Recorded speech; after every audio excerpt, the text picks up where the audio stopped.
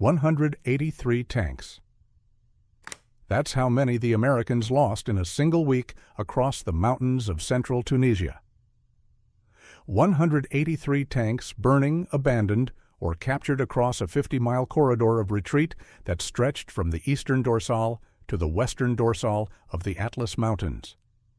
Inside those tanks, on the ridgelines above them, and along the roads behind them, approximately 6,500 American soldiers were killed, wounded, or marched into captivity. Some of them had been in North Africa for less than 3 weeks. Some of them had never fired their weapons at a living enemy. The Germans watching them break and run couldn't believe what they were seeing. Erwin Rommel, the man who had spent 2 years locked in a death struggle against the British Eighth Army across Libya and Egypt, who had learned through blood and failure to respect the soldiers of the Commonwealth, turned to his aid after the first day's fighting and delivered a verdict that would shadow the American military for years. He said the Americans showed their inexperience. And behind those words, unspoken but understood by every officer in the Allied chain of command, was the implication that the British had been right all along.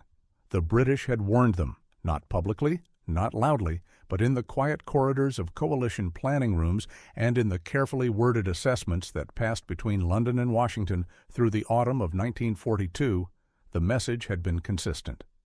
The Americans were not ready. Their troops were green. Their officers had never commanded men under fire. Their doctrine was untested against a first-rate enemy. And the desert, that pitiless expanse of rock, sand, and scrub that the British had been fighting across since 1940, was not a place that forgave the learning curve. The British knew this because they had paid for the knowledge in blood, 3 years of blood. From the moment Mussolini's armies crossed the Libyan border into Egypt in September 1940, the British had been fighting in North Africa. They had won staggering victories, Wavell's destruction of the Italian 10th Army at Beta Foam, where 30,000 men routed a force of over 130,000. They had suffered catastrophic defeats, the fall of Tobruk in June 1942, where 33,000 men surrendered to Rommel in a single day. They had been driven back to the gates of Alexandria. They had charged forward across the western desert. They had done it all again and again in a grinding pendulum of advance and retreat that had consumed 2 years, hundreds of thousands of soldiers and thousands of armored vehicles before Montgomery finally broke Rommel at El Alamein in October 1942. By the time the Americans arrived in North Africa in November 1942, splashing ashore on the beaches of Morocco and Algeria during Operation Torch, the British Eighth Army had been fighting Rommel's Afrika Korps for 28 consecutive months. 28 months of learning what worked and what got men killed in the desert. 28 months of discovering that armored warfare against the Germans required a level of combined arms coordination, tactical discipline, and sheer hard-won battlefield experience that no amount of peacetime maneuvers could replicate. The Eighth Army's men had fought under Wavell, under Auchinleck, and finally under Montgomery, across a featureless wasteland of rock-strewn scrub where temperatures swung from 50 degrees Celsius in summer to near freezing at night, where sandstorms could reduce visibility to nothing in minutes, where the distance between victory and annihilation was often measured by a single ridgeline or a single anti-tank gun sighted in the right position. Those men understood Rommel because they had been fighting him, losing to him, adapting to him, and finally beating him for over 2 years. They had earned their knowledge the only way it can be earned in war, through suffering. The Americans had none of this. They had enthusiasm. They had equipment, much of it excellent, rolling off assembly. Lines in Detroit and Pittsburgh at a rate that staggered the imagination. They had confidence, in some cases bordering on arrogance, born from the fact that the United States of America was the most powerful industrial nation on earth, and surely its soldiers could handle anything the Axis threw at them. They had the 34th Infantry Division, composed largely of National Guardsmen from Iowa and Minnesota, soldiers who had been farmers and shopkeepers 18 months earlier and who lacked physical fitness and basic soldiering skills like map reading. They had the 1st Armored Division, the only one of 20 American armored divisions that had not received desert training, and which was, by the cruel irony that war specializes in, the only one sent to fight in the desert. The 1st Armored's radios had been provided by the Connecticut State Police because the Army couldn't supply enough. What they did not have was the bone-deep understanding of what it meant to face Rommel's panzers in open terrain, what it meant to be outmaneuvered by battle groups that had been practicing combined arms warfare since Poland in 1939, what it meant to watch a perfectly planned attack dissolve into chaos because the enemy did something you hadn't trained for and your officers didn't know how to adapt. Operation Torch, launched on the 8th of November 1942, had done little to prepare the Americans for what was coming. The landings in Morocco and Algeria had been opposed primarily by Vichy French forces, colonial troops whose hearts were not in the fight and who capitulated within days. The Americans had encountered scattered resistance, a few sharp firefights around Oran, some naval engagements off Casablanca, but nothing that tested them against a determined, professional, mechanized enemy. They had walked into North Africa believing the hardest part was over. Tunisia would prove how wrong they were. The geography of Tunisia shaped everything that followed. The country was divided by 2 parallel mountain chains, the Eastern Dorsal and the Western Dorsal, running roughly north to south. Between them lay a broad interior plain. The mountains were crossed by a handful of passes, narrow gaps in the ridgelines that controlled all movement between east and west. Whoever held the passes controlled Tunisia, and the passes had names that would be burned into American military memory: Faid, Spiba, and Kasserine. By January 1943, the Allied line in Tunisia had taken shape. Lieutenant General Kenneth Anderson's British 1st Army held the northern sector. General Louis-Marie Coltz's French 19th Corps, equipped with obsolescent weapons and vehicles that dated to the 1930s, held the center, and Major General Lloyd Friedendahl's American 2nd Corps held the southern sector, stretched along the Eastern Dorsal from Faid Pass down toward Gafsa. It was a fragile line, stitched together from 3 national contingents that barely communicated with each other, commanded by officers who frequently disagreed about strategy and defended in the south by troops who had never faced the Wehrmacht. Friedendahl was the wrong man in the wrong place at the worst possible time. He had been recommended by General George Marshall himself, praised as one of the best. He was an adequate trainer of men, a competent bureaucrat, and a complete disaster as a combat commander. He established his headquarters at a place called Speedy Valley, approximately 70 to 80 miles behind the front lines. The troops had another name for it. They called it Lloyd's Very Last Resort. It sat in a ravine where Friedendahl had ordered an entire battalion of engineers to spend weeks blasting tunnels and galleries deep into the rock face to create a bomb-proof command post. Those engineers, the men whose job it was to lay minefields, dig fighting positions, and prepare defensive obstacles at the front, were instead constructing an underground palace for a general who refused to visit the lines he was supposed to defend. Friedendahl communicated with his subordinate commanders through a bizarre system of coded slang that was designed to baffle German radio intercepts. It baffled his own officers instead. A typical Friedendahl order read something like this: move your command, that is, the walking boys, pop guns, Baker's outfit, and the outfit which is the reverse of Baker's outfit, and the big fellow to M, which is due north of where you are, as soon as possible. One subordinate later noted that it took him as long to decipher the message as it would have taken the Germans. Worse, Friedendahl micromanaged his forces while simultaneously ignoring the chain of command. He issued orders directly to battalion and even company commanders, bypassing the division commanders who actually understood the terrain and the tactical situation. He overruled his subordinates on defensive dispositions without ever visiting the ground they were defending.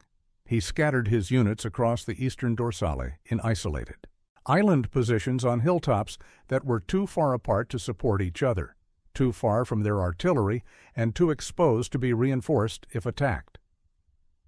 He also despised several of his key subordinates, most notably Major General Orlando Ward, commander of the 1st Armored Division, whose professional competence threatened Fredendall's ego.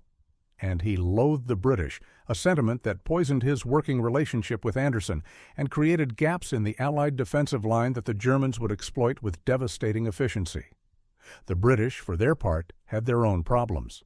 Anderson, commanding the 1st Army, was not Montgomery. He lacked the 8th Army commander's operational aggression and his talent for controlling a fluid battle. But Anderson understood the desert in ways that Fredendall did not, and he understood the Germans. He had seen what Rommel's armored formations could do when they found a weak point in the line, and he had been watching the American dispositions with growing alarm. The Americans were spread too thin. Their positions on the hilltops of the eastern dorsal were tactically unsound. Their units could not support each other, and their troops, for all their equipment and enthusiasm, had no idea what was about to hit them. Rommel knew exactly where to strike. By February 1943, his situation was desperate. Montgomery's 8th Army was approaching from the east, having chased the Afrika Korps across 1,400 miles of North African desert after El Alamein.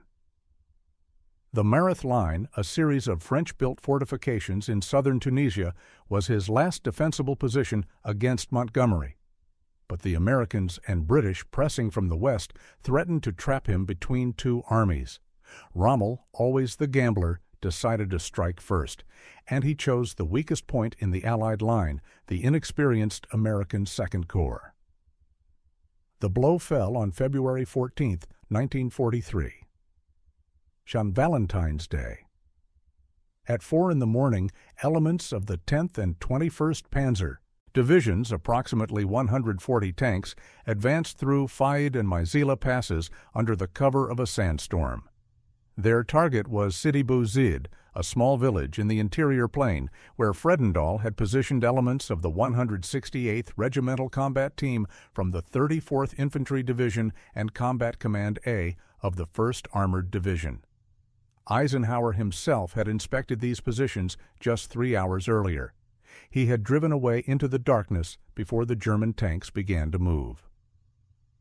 The attack on Sidi Bou Zid was a masterclass in combined arms warfare delivered by an army that had been practicing it for 4 years against opponents who were seeing it for the first time.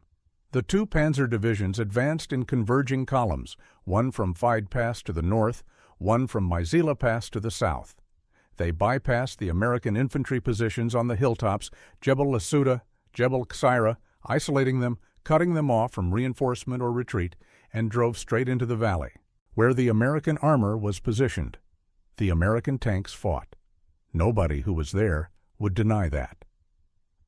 The crews of the 1st Armored Regiment's 3rd Battalion rolled their Shermans forward into the teeth of the German advance and traded fire at ranges measured in hundreds of meters.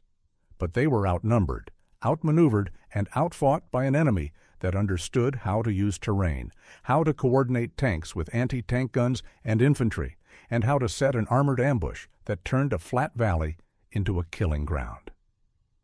By the end of the day, the American positions at Sidi Bou Zid had been overrun. On the hilltops, over 2,000 infantry soldiers from the 168th Regimental Combat Team were surrounded and cut off. On the valley floor, the wreckage of American armor burned in the thin winter sunlight. The next morning, February 15th, the Americans launched a counterattack. Combat Command C of the 1st Armored Division drove south with 52 Sherman tanks towards Sidi Bou Zid, straight down a ER road that ran across open, flat terrain with no cover and no reconnaissance of what lay ahead. American intelligence estimated 40 German tanks in the area. There were more than 100, plus emplaced anti-tank guns, plus the Luftwaffe overhead. The counterattack drove directly into a German armored ambush. The two panzer divisions attacked from both flanks, while a screen of anti-tank guns halted the American advance from the front. In a few hours of vicious fighting, Combat Command C lost 46 of its 52 Sherman tanks, 130 vehicles, and 9 self-propelled guns. More than 300 men were killed, captured, or listed as missing. The Americans fell back to Jebel Hamra, and by evening the remnants of Combat Commands A and C were fighting a running retreat towards Spitla. The trapped infantry on the hilltops held out for days, waiting for relief that never came. Colonel Thomas Drake, commanding the 168th Regimental Combat Team, scribbled a desperate message on sheets of British toilet paper, the only paper he could find, and sent it out by jeep. He was surrounded. Of the 900 men of one battalion sent into the fight, only 300 returned. The rest were dead, wounded, or marching east into German prisoner-of-war cages. By February 17th, Fredendall ordered a withdrawal from Spitla and Feriana. The Americans fell back to the western Dorsale, concentrating at the two passes that offered the last defensive line before the open roads leading west into Algeria, where the Allied supply depots and staging areas were located. Those passes were Spiba in the north and Kasserine in the south. The Germans were right behind them. On the night of February 19th, the German assault on Kasserine Pass began. The pass itself was a gap approximately 2 miles wide in the Grand Dorsal Mountains, flanked by ridgelines that rose on both sides. It was the natural invasion route from the Tunisian interior into Algeria, used by armies since antiquity. Colonel Alexander Stark commanded the mixed force defending it. Elements of the 26th Infantry Regiment, the 19th Combat Engineers, the 6th Field Artillery, a tank destroyer battalion, and a French artillery battery. They were spread across the gap with too few men and too little time to prepare proper defenses. Rommel sent forward reconnaissance elements that probed the American positions throughout the 19th and found the center of the pass surprisingly well defended. A small improvised American force actually fought Rommel to a stalemate on the first day, frustrating his plans to control the pass before nightfall. But the flanks were another matter. On the night of February 19th into the 20th, German Panzer Grenadiers and Italian Bersaglieri infantry moved against the American positions on the mountain shoulders overlooking the pass. The 5th Bersaglieri Regiment, led by Colonel Luigi Bonfatti, charged up the slopes of Jebel Chambi into the American positions. The Americans had arrived in North Africa only weeks earlier. They had dug foxholes into the ridgeline and were eager to fight. When they heard movement in the darkness, they fired flares into the sky. The flares illuminated waves of Italian infantry, their distinctive plumed helmets visible in the white light, charging uphill with submachine guns and rifles, lobbing grenades that detonated on impact. The Bersaglieri overran the American positions, killing dozens and driving the rest off the hill. Bonfatti himself was killed in the assault, but his regiment had cracked open the pass. On the morning of February 20th, Rommel concentrated his forces. The 10th Panzer Division, the Africa Corps' assault group, and elements of the Italian 131st Armored Division Centauro drove into the gap. The American defenders fought hard in places. The artillerymen of the 6th Field Artillery fired their guns at point-blank range until they were overrun. Tank destroyer crews fought from their half-tracks until the vehicles were burning around them. Engineers fought as infantry when their defensive obstacles were breached. But the weight of the German assault was overwhelming, and by midday the pass was in Axis hands. Beyond the pass, the road forked. One branch led northwest toward Thala. The other led west toward Tebessa, where the American supply depots were concentrated. Rommel drove his forces along both axes, pushing into the open ground beyond the mountains with a force that, although tired and undersupplied, still moved with the fluid precision of an army that had been fighting in this manner for years. What happened in the American rear during those hours was close to panic. Soldiers streamed westward along the roads, many without weapons, some without helmets. Officers drew pistols to stop the retreat and were ignored. Units mixed together in the confusion, losing cohesion, losing communication, losing the basic organizational structure that makes an army function. 100 soldiers from a reconnaissance company abandoned their vehicles and went into captivity without a fight. Others ran, shouting that the Germans were coming. Fredendall, in his underground bunker 70 miles from the fighting, issued orders that his own staff struggled to understand. The tide began to turn, not because of anything Fredendall did, but because of two factors that Rommel could not overcome. The first was Allied reinforcement. The British 26th Armored Brigade, part of the 6th Armored Division, had been assembling near Thala. Brigadier Cameron Nicholson organized a defensive force north of the pass that bent under German pressure but did not break. American units from the 1st Infantry Division, the 9th Division Artillery, and the 34th Infantry Division moved into position on the flanks. And most critically, a massed American artillery bombardment, the one weapon the Americans employed with devastating effectiveness even at this early stage of the war, began to tear into the advancing German columns with a volume of fire that stunned the attackers. American artillery would prove to be one of the great weapons of the war, and at Kasserine, in the midst of disaster, it offered the first glimpse of what the American military could do when it found a tool that matched its industrial capacity for volume and its mathematical precision for fire coordination. The guns fired, and they kept firing, and the German advance slowed, and then stopped. The second factor was Rommel himself. He had never intended a deep penetration. His supply lines were already dangerously stretched. His tanks were running low on fuel. Montgomery's 8th Army was approaching the Mareth line from the east, and every hour Rommel spent pushing westward into Algeria was an hour he could not spend preparing to defend against the British juggernaut coming from the opposite direction. On February 22nd, Rommel assessed the situation, recognized that the Allies had consolidated their defenses, and made the decision to withdraw. On February 23rd, a massive American air attack struck the pass and hastened the German retreat. By February 25th, Kasserine Pass was back in Allied hands. The battle was over. The reckoning was not. The cost was staggering. Approximately 10,000 Allied casualties in total, of which roughly 6,500 were American. 300 Americans killed, 3,000 wounded, 3,000 captured. 7,000 replacements were needed to restore the battered units to fighting strength. In material, the Second Corps had lost 183 tanks, 104 half-tracks, 208 guns, and 512 trucks and motor vehicles. The Germans had seized over 57,000 gallons of American gasoline and 45 tons of ammunition. German losses, by contrast, were approximately 989 casualties, with 201 killed, 536 wounded, and 252 missing, plus 20 tanks, 67 vehicles, and 14 guns. General Omar Bradley, who witnessed the aftermath and would later command the very forces that redeemed themselves, described the battle near the end of his life with brutal honesty. He called it the worst performance of the United States Army in their whole proud history. The aftermath cut deeper than casualties and equipment losses. It cut into the relationship between the two great Western allies in ways that would influence the conduct of the war for years.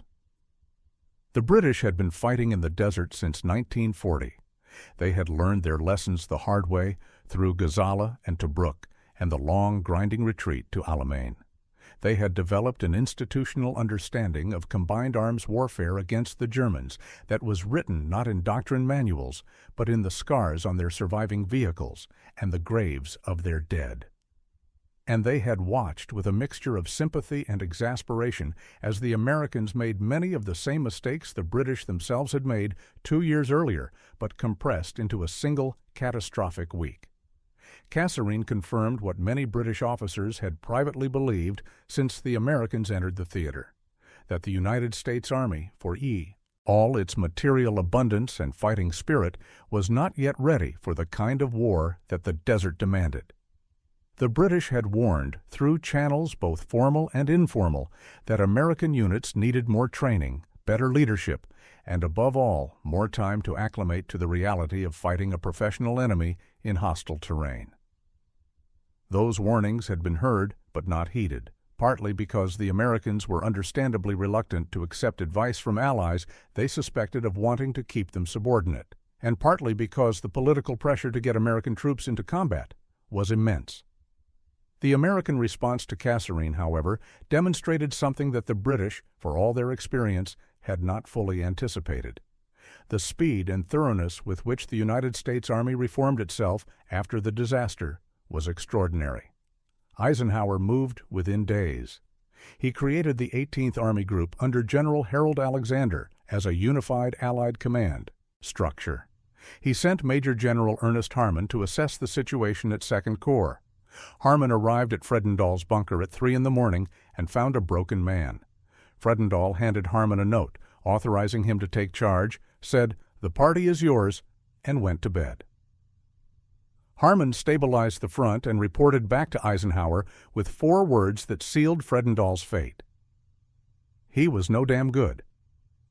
On March 6th, Major General George S. Patton assumed command of the 2nd Corps. The transformation was immediate and relentless. Patton imposed discipline with ferocious energy. Every soldier would shave every day. Every officer would wear a necktie in combat. Every man would wear a steel helmet at all times.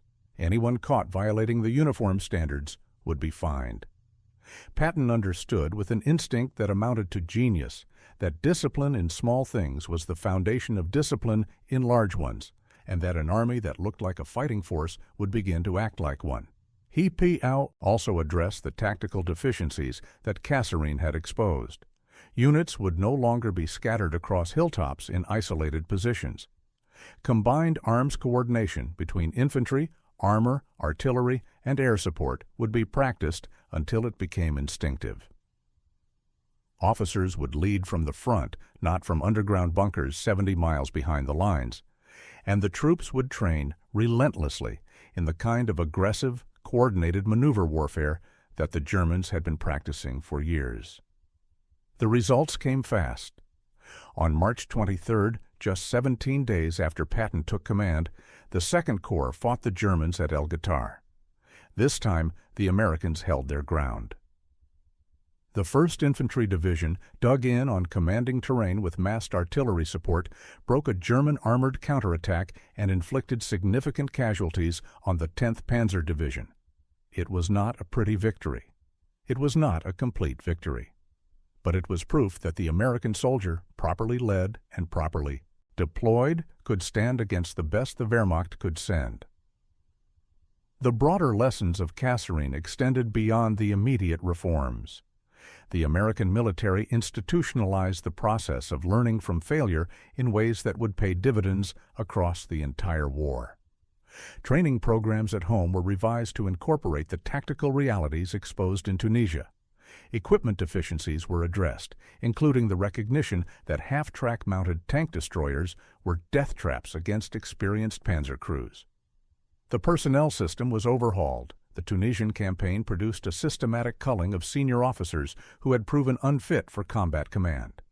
And the doctrine itself was rewritten, with a new emphasis on combined arms operations, unity of command, and the integration of air power with ground forces that would become the foundation of American operational art for the rest of the war.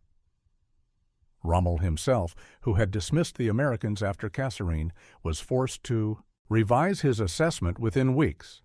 After El Guitar, he noted with characteristic professional respect that the Americans had learned rapidly. By the time the Tunisian campaign ended on May 13, 1943, with the surrender of approximately 250,000 German and Italian troops, the American army that marched into the prisoner cages to process the captives bore almost no resemblance to the one that had broken at Kasserine 3 months earlier. But the shadow of Kasserine lingered in the relationship between the Allies. The British never entirely lost the belief, born at Kasserine and reinforced by a cultural condescension that predated the war, that the Americans needed guidance. The Americans never entirely forgave the British for being right. That tension, productive when it forced both armies to sharpen their performance, corrosive when it descended into national jealousy, would persist through Sicily, through Italy, through the arguments over strategy that preceded the invasion of France, and through the final campaigns in Germany itself. What Kasserine proved in the end was not that the Americans were bad soldiers. It proved that desert warfare against a first-rate enemy was a discipline that demanded experience, and experience could not be purchased at any price except blood. The British had paid that price across 3 years of fighting in Libya and Egypt. They had lost battles. They had lost generals. They had lost the fortress of Tobruk in a single day. They had been driven back hundreds of miles across the desert by an enemy who was, man for man and tank for tank, among the finest fighting forces the world had ever seen. And they had learned, slowly, painfully, at enormous cost, the 1,000 small things that made the difference between victory and disaster in the desert. How to sight anti-tank guns so they covered the approaches the enemy would actually use. How to coordinate artillery with armor so the tanks were not left naked on the battlefield. How to read the ground so you didn't park your command post in the one place the enemy would strike. How to keep fighting when the plan fell apart and the only thing standing between you and destruction was the willingness of individual soldiers to hold their positions and keep shooting. The Americans at Kasserine learned all of this in 5 days. They learned it at a cost of 6,500 casualties and 183 tanks and the careers of generals who should never have been given command. They learned it in the screaming chaos of a retreat through mountain passes where men threw away their weapons and ran. They learned it in the silence that followed when the dead were counted and the survivors looked at each other and understood that the war they had imagined bore no resemblance to the war they had found. And then they did something remarkable. They fixed it. They replaced the commanders who had failed. They rewrote the doctrine that had led them astray. They retrained the soldiers who had broken and watched them become veterans. Within 3 months of the worst defeat in American military history, the same army that had fled through Kasserine Pass was standing firm at El Guitar, fighting the same enemy on the same kind of ground and winning. The British were right about the desert. They had earned the right to be right through 3 years of blood and failure and learning. The Americans proved them right at Kasserine and then proved something equally important in the months that followed, that the measure of an army is not whether it wins its first battle. The measure of an army is what it does after it loses one. Kasserine Pass taught the American military that lesson in the most brutal classroom on earth, a 2-mile gap in the Atlas Mountains of Tunisia, defended by men who weren't ready, commanded by a general who wasn't worthy, and attacked by an enemy who had been fighting in the desert since before most of those American soldiers knew where North Africa was on a map. 6,500 casualties, 183 tanks, 5 days that rewrote the American way of war. The British had warned them. They were right. And the Americans, to their everlasting credit, listened to the lesson that Kasserine taught in fire and blood and dust, and they never made the same mistake again. That is the story of Kasserine Pass. Not a story of defeat, though defeat is where it begins. A story of what happens when an army that has never been tested meets an enemy that has been fighting for years and discovers that courage and equipment are not enough. That experience matters. That leadership matters. That the desert does not care how rich your country is, or how many factories it has, or how confident your generals were before the first shot was fired. The desert cares about one thing, whether you know what you're doing. At Kasserine, the Americans did not. The British did. And the 6,500 men who paid the price for that gap in knowledge are the reason the American army that landed in Normandy 16 months later was a different force entirely. Forged not in victory, but in the fires of a Tunisian mountain pass where everything went wrong and everything changed.